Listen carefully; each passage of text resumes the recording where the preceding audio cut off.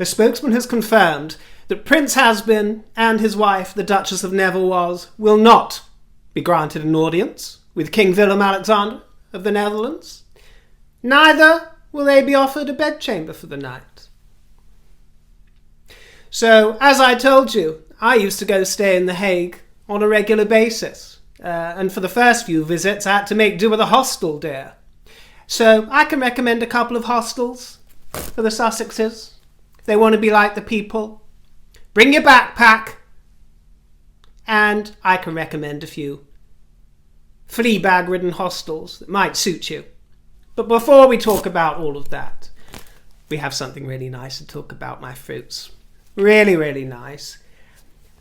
And I've got something to share with you. I was really thrilled and delighted to receive a message from the star turn at Prince Philip's recent memorial.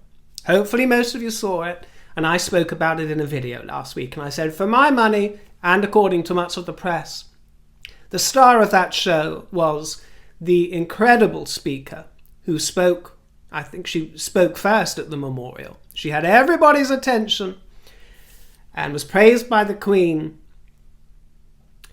She spoke about the Duke of Edinburgh Awards and how they had impacted her life. Doyen Sonobari.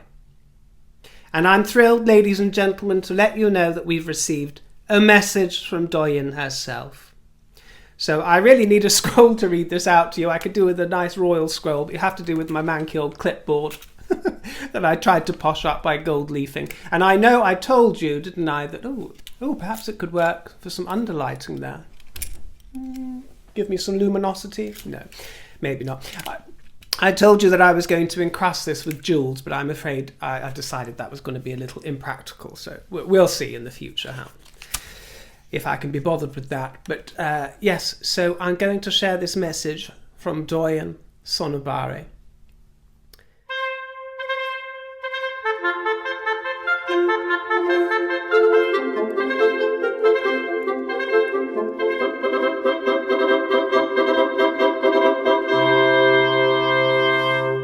Hi River, just wanted to say thank you to you and your lovely subscribers for the kind words. I was a bit nervous about sharing my story with the world, but I'm glad I did. It was truly an honour to deliver the tribute, and I hope many more young people get the chance to do their D.A.V., their Duke of Edinburgh Awards. Thanks again for your support. Best wishes, Doyen. And I got a little kiss as well, so lots of kisses going back to you, Doyen, dear. It was a treat to hear from you. Thank you so much. And I'm sure my subscribers will be thrilled because they all spoke extremely highly of you as well, as you saw in the comments. So how about that, ladies and gentlemen? The royal star of the year so far, Doyen Sonobari, visiting our fair shores here on the River Show. And as I said in that video, if only Has-Been had chosen a wife like Doyen who would have made a superb Duchess and really embraced the role. You know, unlike others. But 'tis what it is, isn't it, my dears? It is what it is. And before some smart Alex springs up telling me, that's probably a fake Doyen, probably a fake account, I've done my due diligence. It's Doyen. There's no toying with Doyen. Now, before anyone comes for me, I know that my rouge, by most people's standards, is a little bit extra today. I can hear you. You haven't blended your rouge, River. But it's intentional, my dears. I'm feeling my Aunt Sally fantasy for Easter. Aunt Sally is a character from Wurzel Gummidge, and I'm channeling Una Stubbs, who played her on a television series. So it's just the look that I wanted to go for today, my dears. Sometimes you've got to feel a fantasy, haven't you? And my fantasy is Aunt Sally today. Easter, Aunt Sally. Aunt Sally meets Easter Bunny. So indeed, the Daily Mail says a spokesman, presumably from the palace, the royal palace in the Netherlands, has said that Nutmeg and Auburn were not offered any kind of audience with the royal family, the Dutch royal family, or a bedchamber for the night or any nights. A spokesman has confirmed that no such olive branch will be extended to the Duke and Duchess of Not Muchness, because it is tradition, you see, for foreign royals to be hosted at the palace. And let's bear in mind that Her Majesty is a distant cousin of the king there, which of course makes Harry his relative as well, but they ain't working royals no more, my dear, so no palace for you, my dear. It's only right, isn't it? You know, they're not working royals. It just doesn't fly, and it's not good optics. I can recommend a couple of hostels. They have to dorm down with about 20 others. Maybe they can dorm down with the Netflix crew. And a few hundred bedbugs as well. Actually, that's quite a delicious thought. Imagining them waking up with bedbugs all over their hair and their weaves. And sort of hives. And having to hide the hives as they get ready for the Invictus Games. Oh, how delicious. And Dutch authorities have said that their close protection officers cannot be armed if they travel to the Netherlands. However, they may be handed VIP status by Dutch police, so they should get some form of protection while they're there. And let's remember, this is Maggie's first trip to Europe since they threw that tantrum a couple of years ago. It's been 2 years, they've been holed up there, now they want to restore their international reputation. But of course, this sojourn for the Invictus Games, which is a very good cause, it isn't just about the Invictus Games, is it? No, it's about honouring the Netflix deal. So, of course, the crew will be travelling with them. And it's also about promoting Better Up, who are partnering on Invictus Games. And the reason this does sit a little uncomfortably with me is because Harry's association with Invictus, which is highly praised, came about because he's a prince. You know, it's connected to his time as a prince. It's connected to his time as a working royal. And even though he's left the royal family now and he's forging his own path while marching off of his history, well, that's my point, you see. I feel that Invictus should be kept in a rather separate channel to his marching and besmirching. You know, that's why... You know, I'm going to wait and give the benefit of the doubt, but it sits a little uncomfortably with me that he's associating Invictus, which even his fiercest critics applaud him for, including me. You know, it's a bit of a shame to taint that with his other goings-on. Even though they might have roots in what's apparently good causes, they're also attached to Archewell, which many of us are a little cynical and suspicious about, should we put it that way? Or yet to be convinced, to be fair, yet to be convinced. And I'm certainly yet to be convinced about this whole Better Up idea. I'm not dismissing it out of hand at all, but all this professional coaching for mental health sits a little uncomfortably with me. And the one thing I've grown to really dislike over the last few years is the brazen misuse or reimagining of the term mental health. You know, I think there should be a distinction between mental health problems and mental well-being, because it puts everybody in a pot together. Those of us who are just going through the ups and downs and sadnesses and sorrows and despairs of the human condition, which is a part of being human, that we all go through. There is a difference between that group and those who really do suffer with true diagnosed conditions of the mind or post-traumatic stress and traumas, this kind of thing. So I don't like them all being put in the pot together. But I suppose I'll have to get over it. That's just the language that people use these days. You know, and I can't bear things... He's called the Chief Impact Officer, isn't he, of Better Up, old Hazzy? Chief Impact Officer. You know, there was a time when there was an elegant phrase such as ambassador. Why can't he be the ambassador for Better Up? Why do they have to make up these word stews with all the garnish on top? Chief Impact Officer. It's so vulgar and crude. No elegance in it at all, is there, when he could be ambassador? Even influencer. Because that's what he is, really. He's just a pompous styling influencer. Harry's been getting some criticism in the press for a rather cringe-worthy sort of blurb. He said, "I couldn't think of a better new partner for the Invictus Games Foundation than the mental fitness platform Better Up. The mind is like a muscle. It needs to be trained, rehabbed and coached." I wonder who's been training your mind and your muscle, Harry. I wonder who's been training, rehabbing it and coaching your mind. Could that be Megan? Or could that be Doria? Let's not forget about Doria. Well, your mind and your muscles could certainly do with a really good, rigorous workout, has-been. But you know what? I'm going to give them the benefit of the doubt for this week coming up and see what they come up with. As long as I begin seeing results that benefit the people rather than the Sussexes from this expedition, this excursion, then, I'll give them a pat on the back and say, well done, my dears. But I'll be very surprised if they manage to pull off the coming week with the humility and the grace that William and Catherine do at these kind of events. It's very difficult not to compare because they're so brazen, especially the Markle girl. She's so brazen, always makes it all about her, doesn't she?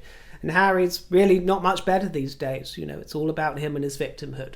But, let's see. It's been a while. This is their first trip to Europe together for a long while. So let's see what their approach is going to be abroad. Some rather nice news regarding Angela Kelly, for those of you who are a fan of her book. I think she did one. The first was Dressing the Queen, I think. And then in 2019, this one, the other side of the coin, which is a lovely read, especially the pictures are wonderful and a few anecdotes, but I especially love the pictures in there. I'm sure lots of you will have that. Well, she's got special permission from the Queen. She's the Queen's closest aide and has worked with her since 1994. Dream job, isn't it? What's the full title of her job? Personal assistant, advisor and curator to Her Majesty, jewellery, insignias and wardrobe. What a dream job, can you imagine, dears? So, new version of this coming out, and it's going to include the time during the pandemic in HMS Bubble to let you know what went on there and how hard they all worked to keep Her Majesty safe. She talks about she had to cut Her Majesty's hair and set it for her during all of this time. So it's going to give you all the gossip and the insight on that. And there's a chapter on the Duke of Edinburgh's funeral as well, because of course, during the main time of the pandemic, when everybody was in lockdown, they had to really rely heavily on Angela Kelly, and the Duke was still alive at that time. It's being published by Harper, who say it tells the story of the royal bubble, as well as the lengths Angela and the royal household went to in order to ensure the safety of the monarch. But I should imagine Her Majesty's incredibly reliant on Miss Kelly, especially over the past couple of years. It's easy to forget because she's been gone a long time, but Margaret Rose was her younger sister, and I'm sure in her younger days Her Majesty would have thought that she'd always be there to accompany her. She'd always have that close ear, in Margaret Rose. And so many of the Queen's close friends and cousins have died. Of course, there's Princess Anne. She leads an incredibly busy life. So her reliance on Angela Kelly must be absolutely second to none. And I hesitate to use the word, but I would imagine at this point in time she's almost like a semi-carer, as well as being a friend, close confidant, and employee. So a huge burden of responsibility on Miss Kelly's shoulders, but also what an incredible privilege, and that's why the book is quite a touching read, because she understands the privilege.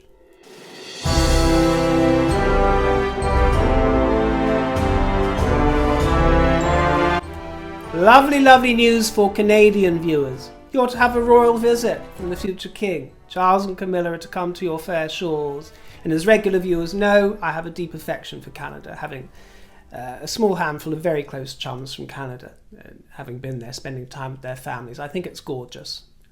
I'm a Canada-phile in many ways. The Queen has visited Canada more times than any other country during her reign, as Queen of Canada, more than any other country. And Prince Charles's first visit was in 1970, and I think he's been, don't quote me on this, but I think 17 or 18 times to Canada. That's a lot. And they're to visit communities in Newfoundland and Labrador, Ottawa, and the Northwest Territories. So it'll be an interesting visit. I'm sure there'll be loads of drama. I'm sure there'll be loads of protests, and people are going to tell them to go home. You're not welcome, and we're getting rid of you, and we don't want you as king. We all know now, don't we, that that's the way it's going to go down. So there'll be no surprises. I do understand, of course, and I know from my viewer comments that many of you are still very pleased to have Queen as head of state, or even if you're not, then you still love the royals and you'll be very pleased to host them there. But, it's 50-50, or maybe the balance is shifting the other way a bit, 70-30. You know better than me. I do get rather biased opinions, though, because, lots of you, my foodies, you all adore the royals. you tell me how beloved they are, but I have to bear in mind that there is the other side of the coin, as Angela Kelly says, that has to be remembered. And of course, Charles's great legacy, the Prince's Trust, also has a Prince's Trust Canada, which helps young people all over Canada. I'm not sure if you're aware of that. It doesn't just help folk in the kingdom. So I'm sure he'll be checking in with that while he's there, because it offers so many training opportunities and job opportunities for young people. Yes, that did make me raise a smile when I saw the old maple leaf flag come up on the royal family social medias. Because with some of my close Canadian chums, I met them in London when they came over here, and we would always go to, in Covent Garden, there's a pub called the Maple Leaf, Canadian pub, obviously, and we'd always go there maybe once a fortnight for lunch, and we'd have, I know it's a stereotype, but poutine. I'd never tried poutine before. It's quite disgusting when I think back to it, but if you're in the mood for it, a bit of stodge, it's lovely, isn't it? For those that don't know, it's chips, or French fries as you call them abroad, but chips doused in a sort of gravy sauce, I think, isn't it? But I think we used to have cheese on top. But wonderful hangover food. We'd go clubbing. We'd always go clubbing on a Monday night and barely sleep, and then on the Tuesday we might meet up and have poutine. Should we have poutine today? At the old Maple Leaf, so that was wonderful. We've been discussing the Princess Royal, haven't we, and her choice of the shade Queen Anne's lace. She seems to be enamoured of Anne's lace and all its varieties of that neutral colour, because she's been bringing out the neutrals on tour. So it's definitely in a marked difference from Her Majesty's style of very bright jewel colours and pastels, isn't she? She's more subdued, more neutral lately. A few splashes of colour thrown in there, but lots of neutrally, linen-y, wheaty, oatmeal-y kind of colours. But we're going to call it St Anne's lace, Queen Anne's lace, aren't we? She's been bathed in that a lot more. So I just thought I'd show you a few more photographs from the end of her Australia tour. And now she's been in Papua New Guinea. Here you can see her in her pinstripes, neutrals again, and garlanded in pink and magenta flowers. And here we have her in an emerald dress, which is very nice, touch of jewellery colour there. We have another oatmeal number, Anne's lace, garlanded in yellow this time. She was visiting an orchid garden. And there we have a beige jacket and some slacks. And I noticed she's got a fan, because I'm always saying, please bring back fans for the royals. I mean, it's not the most elegant fan she's got. It looks like, what is it, a wicker fan or something? So, not incredibly glam, but nice to see a little touch of the old fanny. Could do with some more of that. And we need to get Kate Middleton using some elaborate, beautiful fans so that she can whisper to Big Willie about the in-laws. And you can see her there bestowing an honour. She was wearing white and grey. Many of you have commented on Anne's beauty. You love her looks and her beauty, which is a real testament to her natural grace, isn't it? It just shows, just that bit of lipstick, very, sort of free from vanity. As I've said, just that hair pulled back. And nobody dresses like her anymore, do they, in this day and age? And it's wonderful, though, because it's such her signature, her trademark. But you see, it's almost frumpy and fusty, but in some magical way she pulls it off and just looks incredibly elegant and kind of chic and just right for her. That is the real sort of insignia of style, finding what's exactly right for you and not really paying attention to what the rules say or what anybody else is doing, isn't it? Finding your style, and she's really accomplished that from the elegance of her younger years and throughout the 70s especially, when she was a real rave with her gorgeous, luscious long hair and almost, edging on arrogant, aloof countenance, although she wasn't really, she was just kind of slightly cheeky. She's learned to come across a little less frosty than she came across back in those days. But she's really honed her style, and it's charming to see. Thanks so much for coming to see me. I loved every second of it. I loved every second of it. Promise me you'll come back and see me again next week. We'll be right here. Leave a comment for me, a nice juicy one, my dear, and my tip jar is in the description box below. Love to you all.